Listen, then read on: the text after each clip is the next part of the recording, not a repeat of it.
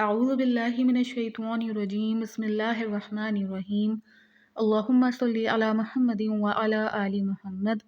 السلام علیکم ورحمۃ اللہ وبرکاتہ۔ میری توفیق اللہ ہی کی طرف سے ہے، میں نے اسی پر بھروسہ کیا اور میں اسی کی طرف رجوع کرتی ہوں۔ تمام تر تعریفیں اللہ رب العالمین کے لیے، جس نے انسان کو اشرف المخلوقات کے عہدے پر فائز کیا اور ساتھ ہی بے پناہ نعمتوں سے بھی نوازا اور اس دنیا فانی کو اپنے بندے کے لیے مسخر بھی کر دیا۔ بعد اللہ رب العالمین کی تعریف کے لاکھوں کروڑوں درود و سلام بجانب خاتم النبیین آقا جان حضرت محمد صلی اللہ علیہ وآلہ وسلم۔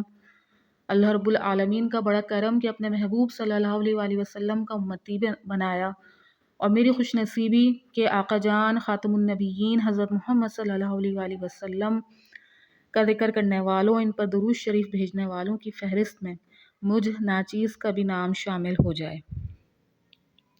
ایک حدیث میں حضرت انس رضی اللہ تعالیٰ عنہ سے نقل کیا ہے، سب سے زیادہ نجات والا قیامت کے دن اس کے حولوں سے اور اس کے مقامات سے وہ شخص ہے جو دنیا میں سب سے زیادہ مجھ پر درود بھیجتا ہو۔ حضرت انس رضی اللہ تعالیٰ عنہ سے نقل کیا گیا ہے کہ حضور صلی اللہ علیہ وآلہ وسلم نے فرمایا کہ جو مجھ پر درود کی کثرت کرے گا وہ عرش کے سایہ میں ہوگا۔ علامہ سخاوی رحمۃ اللہ نے ایک حدیث میں حضور اقدس صلی اللہ علیہ وآلہ وسلم کا یہ ارشاد نقل کیا ہے کہ 3 آدمی قیامت کے دن اللہ کے عرش کے سائے میں ہوں گے، جس دن اس کے سایہ کے علاوہ کسی چیز کا سایہ نہ ہوگا۔ ایک وہ شخص جو کسی مصیبت زدہ کی مصیبت ہٹائے، دوسرا وہ جو میری سنت کو زندہ کرے، تیسرے وہ جو میرے اوپر کثرت سے درود بھیجے۔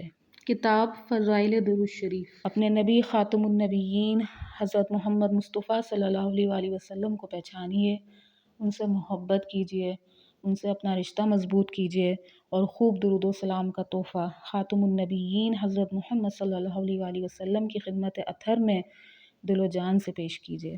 السلام علیکم ورحمۃ اللہ وبرکاتہ۔